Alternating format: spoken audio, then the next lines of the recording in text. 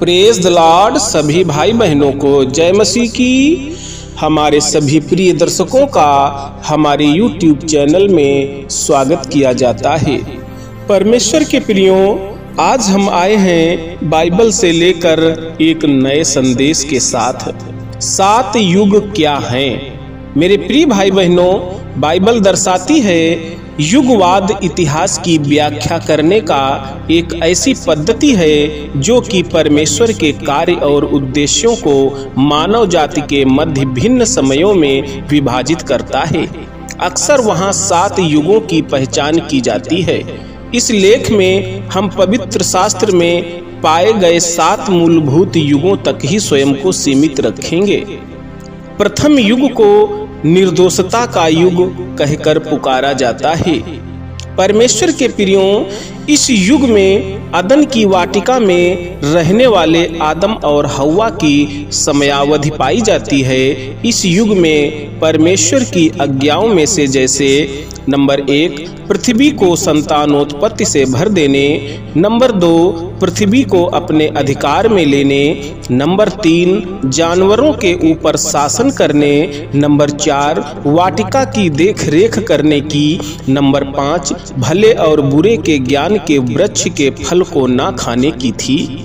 परमेश्वर ने अवज्ञा करने पर भौतिक और आत्मिक मृत्यु के दंड की चेतावनी दी थी। इस युग की अवधि थोड़े ही समय की रही थी और इसका अंत आदम और हव्वा के द्वारा वर्जित फल को खाने और वाटिका से निकाल बाहर कर दिए जाने के समय समाप्त हो जाती है।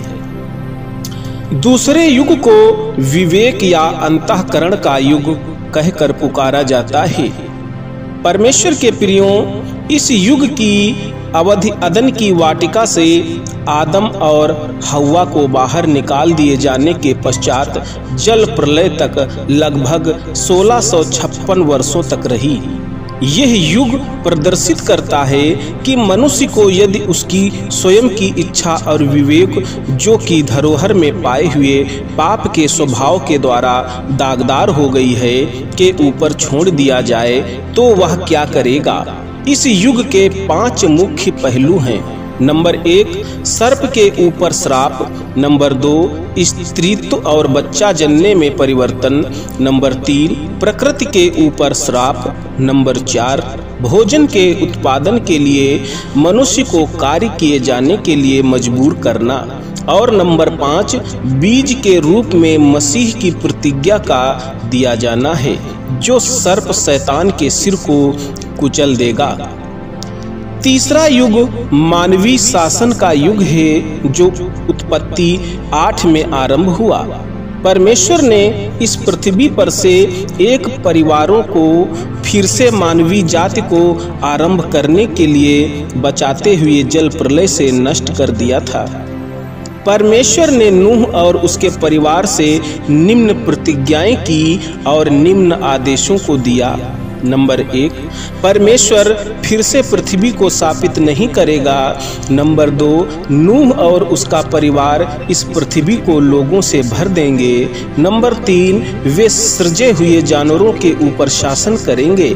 नंबर 4 उन्हें उनका मांस खाने की अनुमति दी गई। नंबर 5 मृत्यु दंड की व्यवस्था को स्थापित किया गया।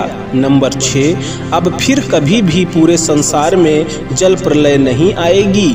नंबर 7 परमेश्वर की प्रतिज्ञा का चिन्ह मेघ धनुष होगा। नूह के वंश के लोग बिखरे नहीं थे और उन्होंने परमेश्वर के आदेशानुसार पृथ्वी को भर दिया। इस प्रकार इस युग के अपने उत्तरदायित्व को पूर्ण कर दिया। जल प्रलय के 325 वर्षों तक पृथ्वी पर रहने वाले एक गुंबद का निर्माण करने लगे जो उनकी एकता और घमंड का एक बड़ा स्मारक था।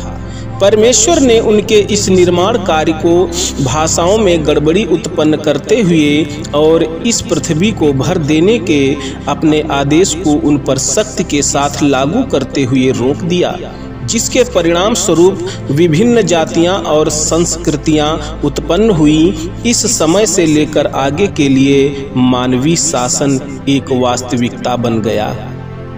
चौथे युग को प्रतिज्ञा का युग कहकर पुकारा गया है, जो कि अब्राहम की बुलाहट के साथ आरंभ होते हुए कुलपतियों के जीवन के द्वारा आगे बढ़ते हुए मिस्र से यहूदी लोगों के निर्गमन के साथ समाप्त होता है, जो कि लगभग 430 वर्षों का रहा है।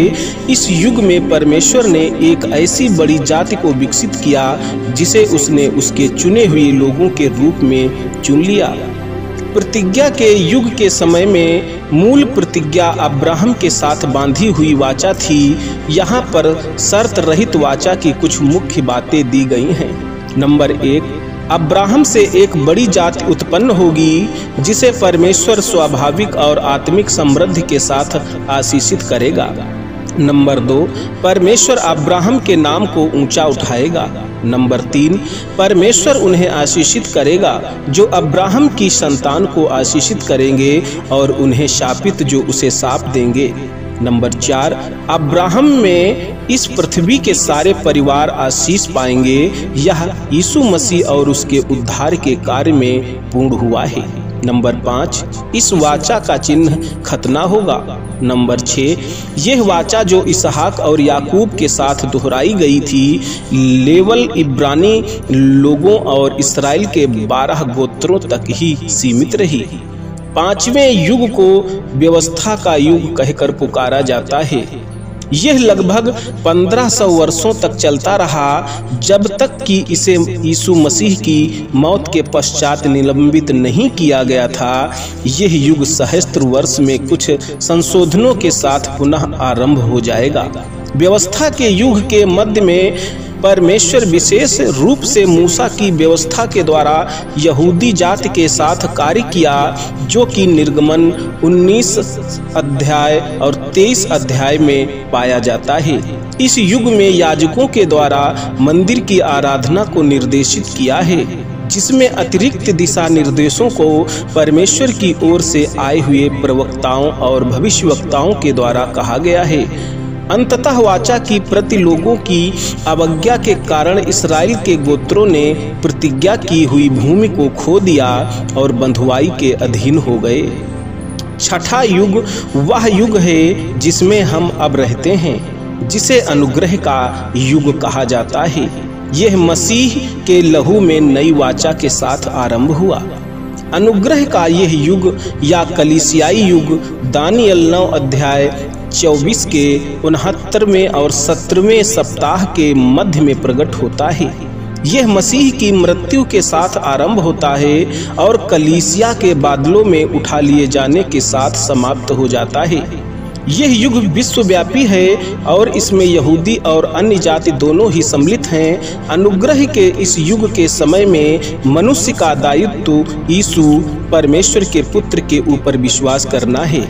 इस युग में पवित्र आत्मा एक सांत्वना देने वाले के रूप में एक विश्वासी के भीतर वास करता है। यह युग पिछले लगभग 2000 वर्षों से चला आ रहा है और कोई नहीं जानता कि इसका अंत कब होगा। हम यह तो जानते हैं कि इसका अंत इस पृथ्वी के ऊपर रहने वाले सभी नए जन्म पाए हुए विश्वासियों का स्वर्ग में मसीह के साथ बादलों पर उठा लिए जाने के साथ होगा। मेघारोहण के पश्चात परमेश्वर का दंड आगे के 7 वर्षों तक बना रहेगा। 7वां युग को मसीह के सहस्त्रावर्षीय राज्य का युग कहकर पुकारा जाता है और यह इस पृथ्वी पर स्वयं मसीह के द्वारा 1000 वर्षों तक शासन करने के द्वारा बना रहेगा। यह राज करना यहूदी जाति के लिए उस भविष्यवाणी को पूरा करेगा कि मसीह का पुनः आगमन होगा और वह उनका राजा होगा। राज्य में प्रवेश करने वालों में अनुग्रह के युग के नया जन्म पाए हुए विश्वासी और क्लेश काल के 7 वर्षों में बचे रहने वाले धर्मी लोग होंगे। इस राज्य में किसी भी उद्धार ना पाए हुए को प्रवेश की अनुमति नहीं होगी। शैतान को 1000 वर्षों तक के लिए बांध दिया जाएगा। इस युग का अंत अंतिम न्याय के किए जाने के साथ होगा और पुराने संसार को आग के द्वारा नष्ट कर दिया जाएगा और नया स्वर्ग और नई पृथ्वी का आरंभ होगा। परमेश्वर के प्रियों, हम विश्वास करते हैं इस वचन को सुनकर परमेश्वर आपको बहुतायत आशीष देगा। आमीन।